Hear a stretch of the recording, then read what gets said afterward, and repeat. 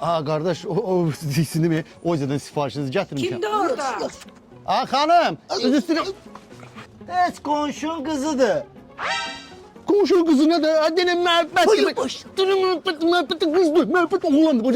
Məhəbbət oğlanların oğlu. Kız da deyim adımı ləkəliysə. Məhəbbət təmiz sirkondur. Qızdır. Hə, o yaxşı qızdı. Onu qardaşıma alarım. Kim olur hemen haradır ha? Hemen ərə getmədi bu ilişdə. O hamıya denən ki, məhəbbət evdə qalır, heç vaxt ərə getməz. Məhəbbət ərə getməyən oğlanlardandır.